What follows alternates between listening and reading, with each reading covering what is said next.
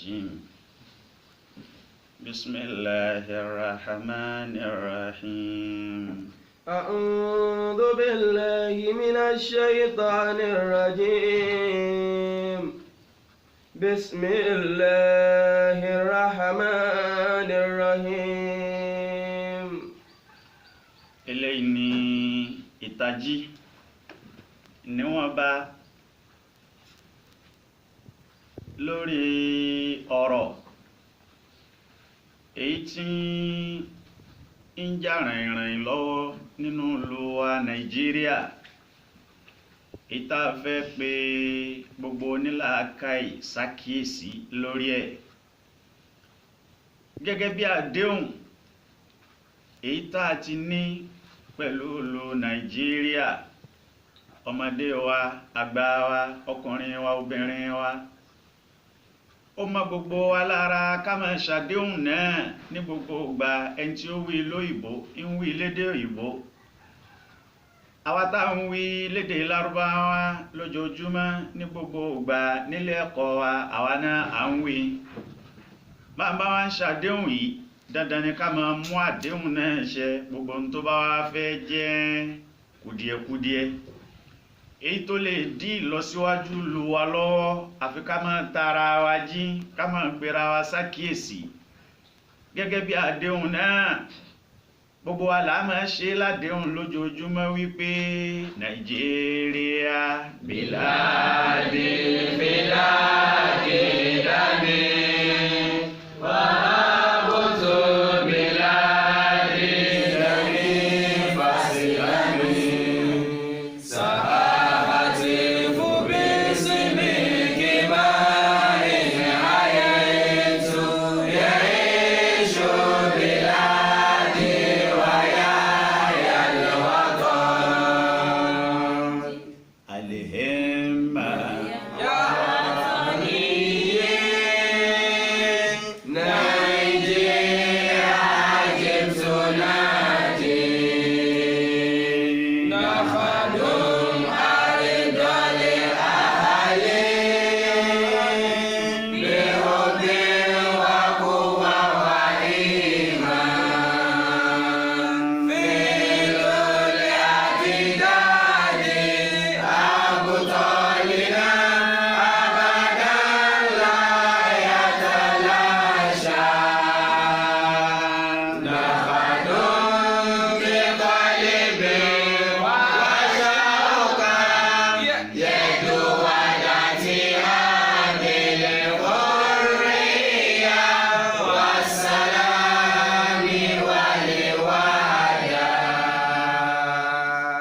نظرت لقدر نيجيريا أن أكون صادقا قويا وأمينا وأخدم نيجيريا بكل طاقتي وأدافع عن اتحادنا وأساند كرامتها ومجدها فأعني يا الله.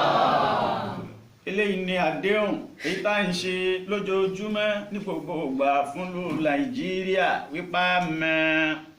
dúró lórí àṣepọ̀ lórí dáadáa ìlú Nàìjíríà, àníjó bàjẹ́. bàbá wa rí ọ̀nà tó fẹ́ gbà bàjẹ́, àfi ká tara wa jí kó má bàa bàjẹ́. lórí ọ̀rọ̀ èyí tí ń lọ lọ tá a pe àkọlé rẹ̀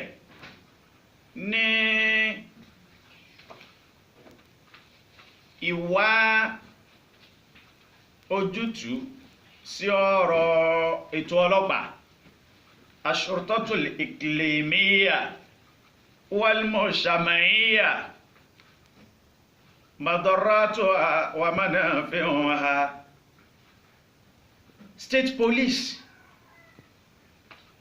èyí tí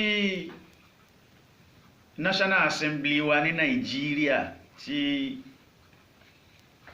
wọ́n dúró wípé àwọn fẹ́ dìde sí láti ṣe òfin tí yóò establish ẹ̀. ètò náà ètò tó dáa púpọ̀ ni, ètò tó dáa púpọ̀ ń ti torí wípé bílù Nàìjíríà ti rí àti bó ti wà lọ́wọ́ yìí bí ètò ààbò ìlú bó ti mẹ́hẹ tó àfi ká tètè wá nǹkan tó rí báyìí ká fi tún ṣe. tá a bá wá fẹ́ ṣe ètò lórí state police gẹ́gẹ́ bẹ́ẹ̀ nu ti kò lórí ẹ̀ pípé òun ni ánsà òun ló kù òun ní tá a lè ṣe tètò ààbò tí ó fi múnádóko nílùú Nàìjíríà ajásí wípé àfi ká múra sí i ká falẹ̀ mọ́ ká kún National Assembly lọ́wọ́ lórí ètò òun láti ṣe ń gbọ́ jásí wípé tòótọ́ dáa ni kọ́lọ̀ ń jẹ́ kó ṣe sóore fún ìlú Nàìjíríà. ètò yìí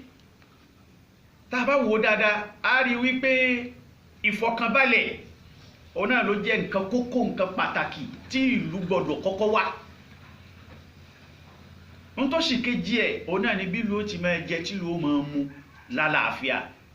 tá a bá ti rí méjèèjì nínú ìlú náà ti jẹ́ ìlú rẹ̀, ìlú náà ti jẹ́ ìlú dàgbàsókè, ó ti jẹ́ ìlú tó dáa. òun náà là ń tọrọ fún ìlú Nàìjíríà. Ọlọ́run kọ́ wa lẹ́kọ̀ọ́ púpọ̀ lára Nábì wa Ibrahim. àkọ́kọ́ tí Ibrahim kọ́kọ́ tọrọ ń gbà tọ́lọ́run kó ìlú lé lọ́wọ́ òun náà ní ìfọ̀kànbalẹ̀. Ọlọ́run sọ nínú Suratu Ibrahim pípé idh qala Ibrahim.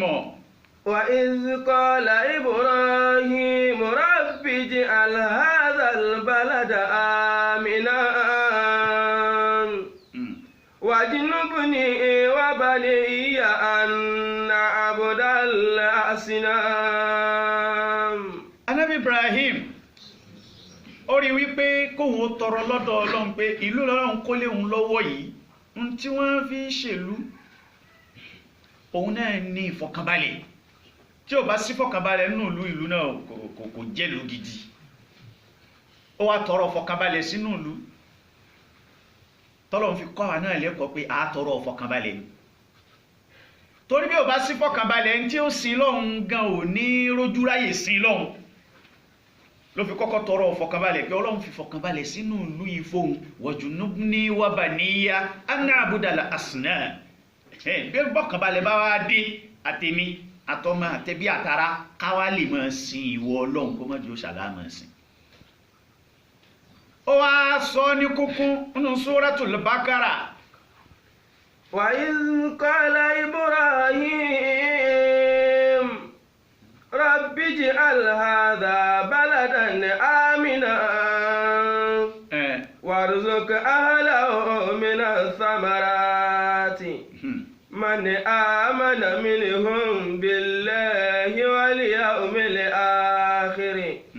qala wa man kafara fa umatti'uhu qalilan thumma adtarruhu ila azabin nar wa bi'sal masir. thumma adtarruhu ila azabin nar wa bi'sal masir. Ibrahim tọrọ lọ́dọ̀ Ọlọ́run wípé ij'al hadha baladan aminan. ìlú yìí Ọlọ́run sọ di ìlú fọkànbalẹ̀ fún warzuqa ahlahu minas samarati. lẹ́yìn fọkànbalẹ̀ wà mú oúnjẹ wa máa sì kí wa ká máa jẹ ká máa mú nírọ̀rùn. méjèèjì ń náà ni òun wá fi kún pé man amana billahi minhum ẹni ó bá nígbàgbọ́ nìkan lòun tọrọ ẹ̀ fún. Ọlọ́run wá kọ́ Ibrahim lẹ́kọ̀ọ́ pé ẹni ó nígbàgbọ́ nìkan kì í gbèlú ẹ tọrọ fọkànbalẹ̀ kó kárí ni. Ọlọ́run fúnra ẹ̀ wá ní kọ́là wà máa ń kafara. kódà ẹni ó jẹ́ kèfèrí náà òun náà ní ìdí ìfọkànbalẹ̀ nínú ìlú ó sì ní ìdí jíjẹ múmu nírọ̀rùn nínú ìlú. ó pàtàkì tá a bá ń sọ̀rọ̀ lérí ọ̀rọ̀ ètò ààbò ń tá a gbọ́dọ̀ mójútó gidi ni ń tá a gbọ́dọ̀ sa gbogbo pa láti rí wípé ètò ààbò ó múnádóko nínú ìlú ni. nípa bẹ́ẹ̀ ìlú wa Nàìjíríà Ọlọ́run má ṣe dáàbò bò wá. ètò ààbò náà Ọlọ́run bá wa tó, Ọlọ́run bá wa mójútó. àwọn aráàlú Mẹ́kà ìgbà t'Ọlọ́run ti ń sọ fún wọn pé káwọn máa sin òun Ọlọ́run. ọlọ́run wá jó yé wọn wípé ohun tí ò ní jẹ́ ẹ̀sìn mi tí ò ní jẹ́ rí mi sìn nǹkan méjì ni mo sì ti ká kúrò fún yín òun náà ni ìbẹ̀rù tí ò bá ti sí ààbò èèyàn ní nífọ̀kànbalẹ̀ láti sin lọ́hùn bí ò bá sí jíjẹ múmu nírọ̀rùn èèyàn ò ní nífọ̀kànbalẹ̀ láti sin lọ́hùn ọlọ́run wá nígbà tá a ká gbogbo méjèèjì kó fẹ́yìn ara Mákà fálẹ́ àbòdò rọ̀bà àdàlẹ́bẹ̀yìntì alẹ́bí àtàmọ́ méjọ wà àmọ́nà mẹ́nìkànfì ìgbà tá a ká kú amúbẹ̀rù kú ẹni fọkànbalẹ̀ ètò ààbò wà kò sí à ń jínigbé lọ́tún à ń jínigbé lọ́sì bó ti wà nù ìlú Mákà náà tẹ́lẹ̀ ńgbà náà nù nígbà ọlọ́run á ká kú ò tó má bò wá tó fún wọn lásìkí wọ́n ń jẹ wọ́n mú nírọ̀rùn at'amahum min ju'in wa amanahum min khawf lẹ́yìn oore ńlá méjì tí ìlú ní ìdíta ṣe fẹ̀yìn ara Mákà falyabudu rabba hadhal bayt ìgbà náà ẹ wá bẹ̀rẹ̀ sí ní sin lọ́hùn nísìn bàbá là mójútó rú ọ̀rọ̀ yìí táwọn ń wòran à ń tanra wa ni torí ẹni tí ó sin lọ́hùn náà ò ní lè sin lọ́hùn pẹ̀lú rọrùn kò ní lè sin lọ́hùn pẹ̀lú ìfọ̀kànbalẹ̀ ń ló fi ṣe kókó ló fi ṣe pàtàkì àmọ́ àwọn ilé ìgbìmọ̀ aṣòfin wa National Assembly ìgbà tí wọ́n gbé ọ̀rọ̀ náà jáde wípé ọ̀rọ̀ state police environment policing àwọn fẹ́ ṣe káwọn ó sọ dòfin kó já sí wípé a ní ààbò àwọn ọlọ́pàá tí ó máa dáàbò bò wá ó wà ní state ká ní gbogbo community náà kí ààbò kó lè múnádóko kó lè yá torí Nàìjíríà ààbò olú Nàìjíríà lọ́wọ́ tá a wà yìí lásìkò tá a wà yìí ìmì bẹ́yẹn rí sọ́tún bó rìn sósì bó rìn sọ́tún tó rìn sósì tó rìn sókè tó rìn sódò yóò rí wípé ààbò nínú olú Nàìjíríà ètò ààbò yẹn mì ó mẹ̀hẹ̀. National Assembly wa láwọn ti bá sọ ní kọ̀kọ̀ àwọn executive àwọn bá wọn sọ ní gbangba síbẹ̀síbẹ̀ wọn ìtí yà sí àwọn wá fẹ́ yà sí fúnra wọn káwọn ó ṣòfin lórí ẹ̀ àwa rí wípé bí National Assembly ti dúró báwọn fẹ́ ṣòfin lórí ẹ̀ ó dáa ń tó yẹ ká kún wọn lápá ni iṣẹ́ rí iṣẹ́ dáadáa náà fẹ́ ṣe fún mi àmọ́ yóò kọ́kọ́ wá sínú ọpọlọ èèyàn wípé ohun tí National Assembly fẹ́ ṣe yìí ṣé kìí ṣe pé torí aáwọ̀ tí ń bẹ láàrin Senate President àti ọ̀gá ọlọ́pàá Inspector General of Police ṣé ìṣe yìí ni wọ́n fẹ́ fi dí agbára ọ̀gá ọlọ́pàá kù kípa ó lè ká ìyí wọn kọ́kọ́ wá sínú èrò gẹ́gẹ́ bí aáwọ̀ tí ń bẹ láàrin wọn ó wá jẹ́ ìhun náà kò jẹ́ ìhun náà àlétò tí wọ́n fẹ́ ṣe ohun ètò tó dáa ni irú mọ́tífù yòówù tí ìbá máa bẹ lábẹ́ lọ́tọ̀dọ̀ National Assembly tó ti yàtọ̀ sí èyí tí wọ́n ń wí jáde pé torí kí ètò ààbò lè múlẹ̀ ìyí yòówù kó máa jẹ ìyí yòówù kó jẹ nú ẹ̀ ìyí yòówù kó máa bẹ nú ẹ̀ àní ètò yẹn ètò tó dáa tó yẹ ká sọpọ́ọ̀tì wọn lórí àmọ́ látàrí ipa fẹ́ sọpọ́ọ̀tì wọn a gbọ́dọ̀ lajú wa dáadáa a gbọ́dọ̀ rorí sí i dáadáa àwọn tí wọ́n jẹ́ representative táyàn wọn gẹ́gẹ́ bí honorable táyàn wọn gẹ́gẹ́ bí senator tí wọ́n bẹ̀ ń lé gbìmọ̀ aṣòfin tó bá tó àsìkò tí wọ́n fẹ́ vóòtì tí wọ́n fẹ́ gbé ọ̀rọ̀ náà kalẹ̀ nílé ní house láti deliberate lórí ẹ̀ àwọn aráàlú náà a gbọ́dọ̀ ní ń tá sọ fún wọn tí wọ́n dìbò lé lórí wọ́n ti torí wípé ara tátà rọmọdì wàmí dọ̀nà rẹ̀ fa akásá ayẹkùnà làhùn dìrọmọ ìdálàmúyò tí fi hí ńkọlá ńkọ́wùmí ìyẹkùnù wàkùdà jùzàzùn wàhámù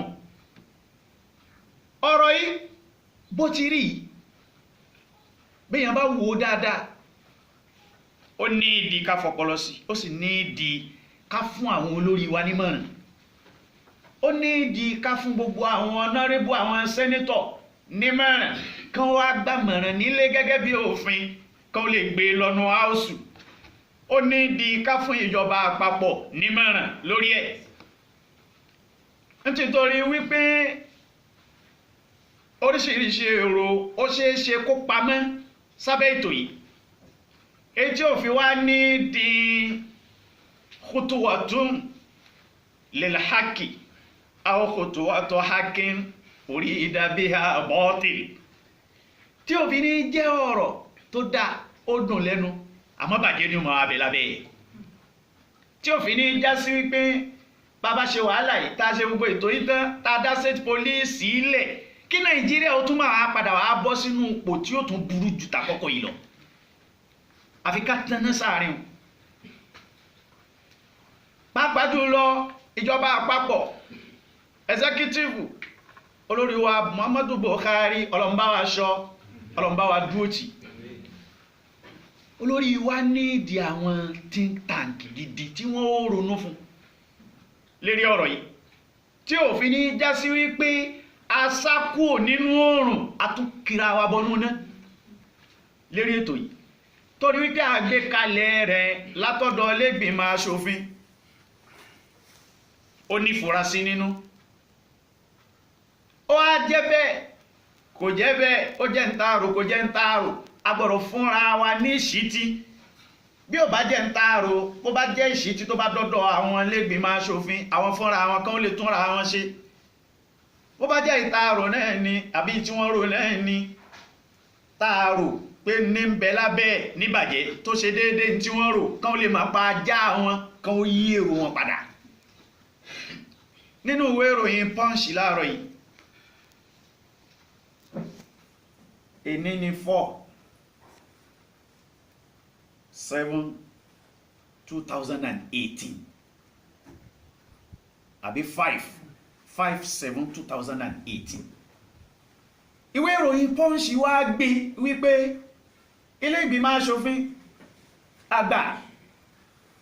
wọ́n ti kọ àwọn ètò yìí bí wọ́n ti fẹ́ wọ́n ti rò kórí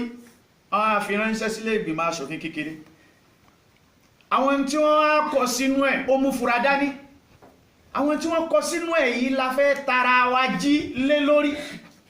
la fẹ́ pera wa sákìyèsí lórí ẹ̀ la fẹ́ kí gbogbo ọmọ Nàìjíríà ò ronú sí ká má sùn nítorí bó bá lọ bẹ́ẹ̀ bí wọ́n ti tó yìí bí wọ́n ti rò yìí bí wọ́n ti sọ yìí tó bá lọ bẹ́ẹ̀ tó sì padà ní ìbuwọ́lù lórí bẹ́ẹ̀ tí executive ò ronú sí dáadáa kán tó buwọ́lù tí ò sáwọn tí ó ronú gidi fúnjọba lórí ẹ̀ kán tó buwọ́lù tó bá báyìí jáde bá ti tó yìí yóò padà sọ Nàìjíríà sípò tí ò dáa fasawfa yakubuha wallahi aswa'un bó bá lọ báyìí wàlámi àdúsù bí gẹ̀ẹ́rùn táyí padà fasawfa yakubuha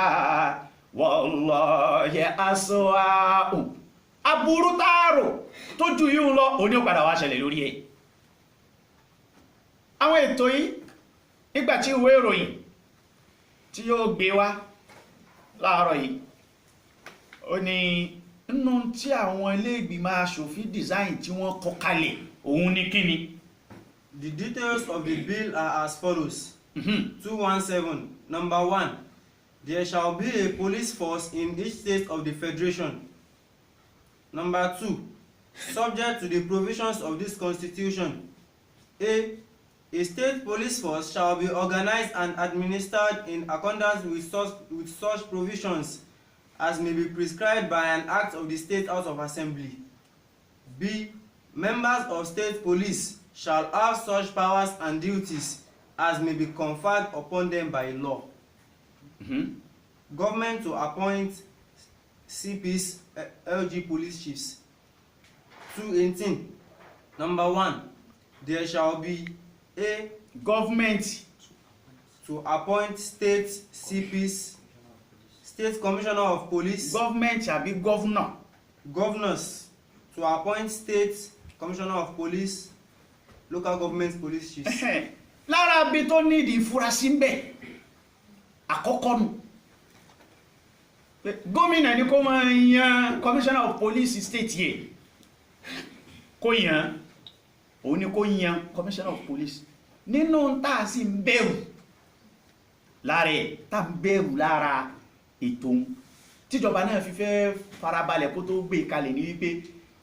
kó má já sí wípé òun ní ó àjọ opportunity fáwọn gómìnà láti mọ lọ́lọ́pàá ń lòkulò bàbá fẹ́ dìbò kán mọ lò wọ́n bí wọ́n ti fẹ́ ẹni bá fẹ́ kán gbé ẹni tí ó ṣẹ̀ wọ́n bá fẹ́ wọ́rùn sí lọ́rùn kan wá sí lọ́rùn òun là ń páyà lára nira tá a rò pé ń bẹ nínú state police tá a fi fẹ́ ṣe tó bá jẹ́ pé bílẹ̀ ìgbìmọ̀ aṣòfin ti design kalẹ̀ yìí náà ló bá padà dòfin pé gómìnà ní ó yan commissioner of police nílùú ẹ̀ ṣẹ́rí kó léwu.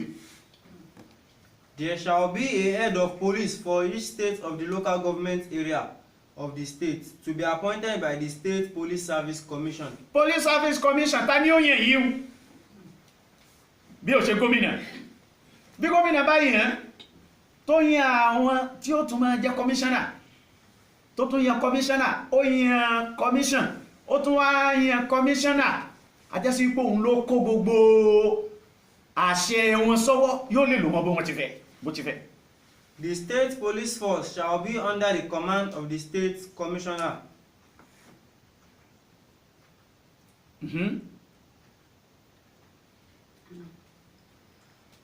The governor or such other commissioner of the government of the state as he may authorize in that behalf may give to the commissioner of police such lawful directions with respect to the maintenance and securing of public safety and public order as he may consider necessary, and the commissioner of police shall comply with those directions or cause them to be complied with. Nú àwọn tó léwu jù mẹ́rin kó já sí wípé gọ́vùnà àbílẹ̀gbìmọ̀ aṣòfin wọ́n kàn lè wọlé sùnsùnsùn lógìgì kí wọ́n kàn gbé nǹkan kan jáde lófin fọ́gà ọlọ́pàá ṣe tí wọ́n pé ó yá báyìí ní kó ṣe àrònú ṣètò ààbò ó yá báyìí ní kó ṣe ọ̀ràn yẹn sì ni fún kọmíṣánná kó dáhùn kó ṣe tí wọ́n ní kó ṣe òfin tán bá gbé kalẹ̀ lógìgì ó gbọ́dọ̀ dáhùn nínú tó léwu nínú àwọn òfin yìí ni tí òfin gbọ́dọ̀ lọ bẹ́ẹ̀. The Principal Act is hereby amended by rearranging the existing sections 217 to 320 as sections 220 to 323. Gbogbo orú àwọn kìíní bílẹ̀ ìgbìmọ̀ aṣòfin bá padà rí òfin ṣe pátápátá lérí tí wọ́n kọ̀ yìí tó ìgbé mọ́ ti fẹ́ ṣe ní ètò tí ò dáa ni. Eléyìí ní di káwòye sí, ó ní ìdí àtakò, ó ní ìdí ká sọ fún wọn wípé erí gbogbo àwa tá ń gbèlú náà kọ́ ló kú. Bó bá lọ báyìí eléyìí ó bàlújẹ́ ni yóò padà mú Nàìjíríà kúrò nínú oòrùn fún wọn sínú náà. Ní àwọn tí ó ronú fúnjọba àpapọ̀ fi gbọ́dọ̀ jẹ́ kó rí àwọn ó pé wọ́n fi gbọ́dọ̀ ronú lérí ẹ̀ bí House bá ṣe gbogbo ètò yìí bá ti kọ́ kalẹ̀ tó ẹ̀kẹ́ bẹ́ẹ̀ náà ló lọ má bá dá padà fẹ́sẹ̀kítífù wọ́n gbọ́dọ̀ ronú sí kan tó sáyẹn torí bó bá lọ báyìí bíjọba àpapọ̀ bá sáyẹn wàhálà ni ó tún bí fún Nàìjíríà ètò ààbò wọn ó tún mẹ́hẹ̀ sí. Section 21 reads, The National Assembly may make laws for the Federation or any other part thereof with respect to police force and other government security services in respect of anything pertaining to internal security and the maintenance of law and order in Nigeria. Kí wọ́n ṣe báyìí èyí tí wọ́n tún wí yìí náà kó já sí pé ìgbìmọ̀ aṣòfin ó lágbára láti lè kàn ṣòfin nígbàkigbà tó bá wù ú fáwọn tí ń tán di ètò ààbò mú tí ó kàn sọ pé báyìí lòun tún rò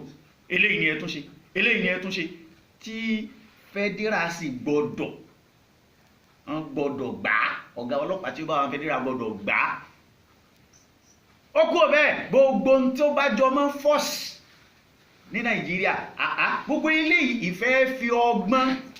kó gbogbo force sákòlò House National Assembly ọpọlọ ìfẹ́ sọ pé a fẹ́ tún nǹkan ṣe níta tó sì jẹ́ sí pé èrò tó wà nínú nípa afẹ́ bàjẹ́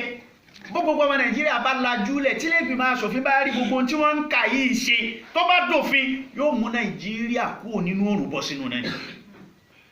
kọ́mọ̀ bá wá rí bẹ́ẹ̀ là ń fi ń pariwo la fi fẹ́ tara wa jí gbogbo tí ó bá gbà ká fún kí lè gbìmọ̀ aṣòfin mẹ́rin kìíní òun ṣe má ti ròyìn tó bá bá rò bá yẹlé yóò pé Nàìjíríà yóò yàtọ̀ bàlújẹ́ sí i. Regulation of ownership and control of federal police and other government security services. Number 2, a House of Assembly of a state may make laws with respect to the creation, formation and establishment of police force and other security services in respect of any matter pertaining to internal security and the maintenance of law and order within that state. Gbogbo orú yìí ohun kí wọ́n máa ṣe ká máa fún wọn lọ́rùn ká máa fún ọlọ́pàá lọ́rùn kí state national state assembly kán wọ́n máa fún ọlọ́pàá lọ́rùn kán wọ́n máa ṣòfin bó ti wù wọ́n fún wọn kí national assembly lókè lọ́hùn náà kán wọ́n máa fún ti federal lọ́rùn kán wọ́n máa ṣòfin bó ti wù wọ́n fún wọn èyí wọn ó ba ètò ààbò jẹ́ lù ní. Ó di kí state owó yẹn kó wọlẹ̀ kí gómìnà state assembly kówó sùnsùnsùn kọ́lá àwọn náà fẹ́ ní immunity. Ó di kí gómìnà gbogbo àwọn commissioner tí wọ́n wà pẹ̀lú ẹ̀ káwọn náà wọlé sùnsùnsùn kọ́lá àwọn fẹ́ ní immunity. Àwọn bá ti ṣe wọn gbọ́dọ̀ gbé àwọn ìgbà wo lè tó ààbò onímẹ̀hẹ̀.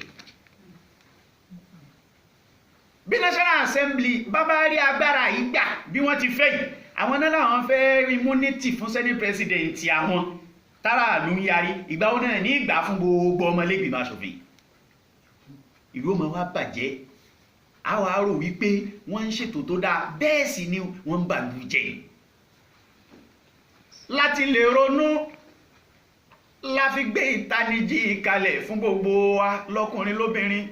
gbogbo ẹni bá jọmọ Nàìjíríà ètò ààbò pàtàkì débi pé Ànábì wa Muhammad sallallahu alayhi wa sallam ó ní la yahillu li muslimin an yurawwi'a musliman.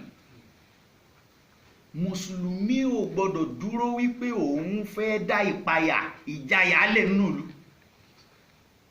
kó wá dúró wípé gbogbo tí jẹ́ ìpayà gbogbo tí jẹ́ ìjayà yóò máa wá látọ̀dọ̀ òun kò tọ́ fún mùsùlùmí. Mùsùlùmí yìí bàlújẹ́ mùsùlùmí yìí dàlúrú. Ẹ̀yin bá pè ní mùsùlùmí àgbọ̀dọ̀ gbá gbogbo wàkíwà báwọn lọ́wọ́ ẹ̀. Olójà wí gbà kan pé mùsùlùmí gidi kì í bá àwùjọ jẹ́. Mùsùlùmí gidi ò gbọ́dọ̀ dàlúrú. Kálífà láàfíà jọba níwà mùmíní. Ìtumọ̀ mùsùlùmí lẹ́lẹ́sìn àlàáfíà. Ká ṣọ́ra púpọ̀ kí wá wáyé ta kó wá. Ìyíhun ní ta gbọ́dọ̀ bá lára mùsùlùmí òdodo. Gbogbo àwọn tí wọ́n sì láwọn wà nílẹ̀gbìmọ̀ aṣòfin yìí náà ẹni tí ó jẹ́ mùsùlùmí yóò jẹ́ kìrìsìtẹ́nì. Ohun wọn nínú wọn èyí tí ó ṣe kankan. Èyí tí wá jẹ́ tí ẹ̀sìn ó máa wá bẹ lára wa tí ló sì tún máa tara bẹ́ẹ̀ bàjẹ́ lọ́wọ́ wa a jẹ́ pé sì wọn ò wúlò lára wa ni. Kí gbogbo wa kátà jí a gbọ́dọ̀ gbà wọ́n láyè kí wọ́n rírun tí wọ́n design kalẹ̀ yìí a gbọ́dọ̀ gbà wọ́n láyè kí wọ́n rí ṣe o. Gbogbo tí ó bá gbà torí tán bá rí iṣẹ́ bí wọ́n ti tó kalẹ̀ yìí tíjọba náà fọwọ́ sí pátápátá tó dòfin eléyìí ó bà Nàìjíríà jẹ́ ni. Solution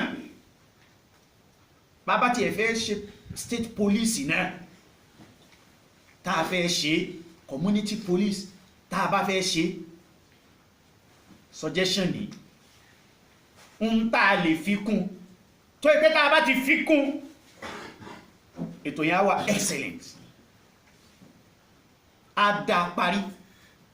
nǹkan méjì náà nǹkan àkọ́kọ́ tí lè gbìmọ̀ aṣòfin gbọ́dọ̀ rò tí olórí ìlú gan náà gbọ́dọ̀ rò lórí ẹ̀ tó gbọ́dọ̀ tẹ̀lé ètò yẹn jáde tó gbọ́dọ̀ wà pẹ̀lú establishment yẹn òun náà ni reforming the police system. Bàbá dá state police ilẹ̀ báyìí náà pẹ̀lú bí ọlọ́pàá ti rí Nàìjíríà yìí yazidu tina balatan yóò yà mọ́ bàlújẹ́ sí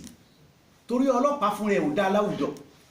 Mọ́tò ọlọ́pàá ni wípé police is your friend àmọ́ lọ́dọ̀ aráàlú wọ́n mọ police sí enemy àwọn ọ̀tá náà mọ police sí. Wọ́n bá rí ọlọ́pàá títì ní pàtó gbogbo ẹni tí wọ́n mọ́tò bọ̀ kọ́kọ́ pò sí pé àà irú kí tó ní àwọn ará bí ìlú ń bá lọ́nà yìí kò rí wọn bí ọ̀rẹ́ ó rí wọn bí ọ̀tá. Wọ́n rí police sí igbákejì jàǹdùkú bí wọ́n bá mú jàǹdùkú tán ká tún mú police náà àwọn sọ ti police di bí jàǹdùkú tóun tún wá ń wọṣọ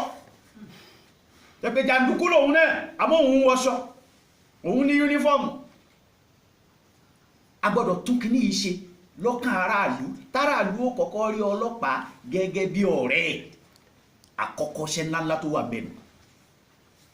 afẹ́ ṣe state police kò ṣeé ṣe lásán láì kọ́kọ́ rí fọ́ọ̀mù ọlọ́pàá àti bọ́n tí ń ṣiṣẹ́ wọn nínú ìlú iṣẹ́ kékeré sì kọ́ ìní ẹlẹ́ẹ̀kejì ń tó gbọ́dọ̀ tẹ̀lé establishment state police jáde àti community police òun náà ni independence of police system àti police lápapọ̀ àti ti afẹ́ create ti state gbogbo ẹ̀ ọlọ́pàá gbọ́dọ̀ wà pẹ̀lú independence a gbọ́dọ̀ dádúró bọ́lọ́pàá ò bá dádúró tó wà lábẹ́ àṣẹ àwọn kan àṣẹ gómìnà ni àṣẹ ẹlẹ́gbìmọ̀ aṣòfin ni àṣẹ àwọn kan tó ga nínú ìlú ni tó ti yàtọ̀ sáṣẹ presidency tó bá ti yàtọ̀ síbẹ̀ ètò ìṣọlọ́pàá òun ò ní múnádóko àwọn nǹkan méjì yìí jẹ́ kókó gbogbo establishment tá a bá fẹ́ ṣe fún state police àfi kí méjì yóò bá rìn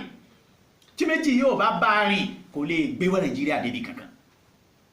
yóò yàtọ̀ bàlújẹ́ sí i torí kò tá a wà tẹ́lẹ̀ ò dá la fi fẹ́ ṣètò yìí bá wá fi méjì yìí kún tíjọba ò fi kún tó lajúlẹ̀ tó já sí pé tí a ó sùn design yìí náà ló bá ṣe yóò yàtọ̀ bà Nàìjíríà jẹ́ sí ni ọlọ́mọ bà Nàìjíríà jẹ́ ó dọwọ́ ẹnì kọ̀ọ̀kan wa ká lajú ká sọ fún àwọn honorable wa tá a yàn ká sọ fún àwọn senator wa tá a yàn pé nínú gbólóhùn tẹ́ mú lọ láti lé òun ni pé kẹ́ change bẹ́ẹ̀ ti tóhun ó bàlújẹ́ ni kò lè tún lù ṣe àfi ká jẹ́ kí ètò ọlọ́pàá ó dá wà kó mọ̀ sí pé àwọn kan ni wọ́n ń pàṣẹ fún bó bá ti wà lábẹ́ àṣẹ kò ní múnádóko kò sì ní sèṣòrè ètò ààbò ń lùlù Nàìjíríà ọlọ́mọṣàdó sèṣòrè Ọlọ́run jẹ́ ó ṣe wá láǹfààní bá a ti ń gbìyànjú pa afẹ́ tún ṣe afẹ́ kó dáa afẹ́ kó ní ojútùú kó níyanjú ọlọ́mọṣà kún wa lọ́wọ́ lórí ẹ̀ bá wa tún Nàìjíríà ṣe má jẹ́ Nàìjíríà ó bàjẹ́ Olúwa ṣèjọ́ àánú wo Nàìjíríà fi wá láyà balẹ̀ má fi yàn já wa o. Olúwa ṣèjọ́ àánú Nàìjíríà fi wá láyà balẹ̀ má fi yàn já wa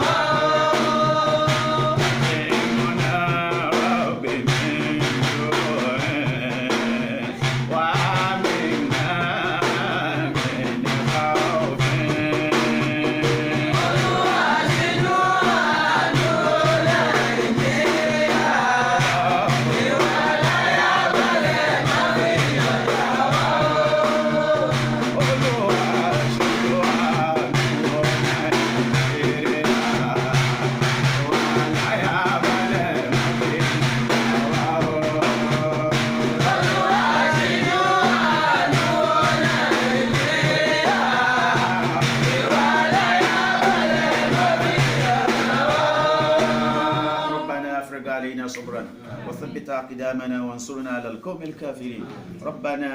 آمنا فاغفر لنا وكفر عنا سيئاتنا وكن لنا ولا تكن علينا وارفع درجتنا واجعلنا من أصفيائك وأوليائك واجعلنا للمتقين إماما واجعلنا من الآمنين الذين لا خوف عليهم في الدنيا ولا هم يحزنون في الآخرة سبحان ربك رب العزة عما يصفون وسلام على المرسلين والحمد لله رب العالمين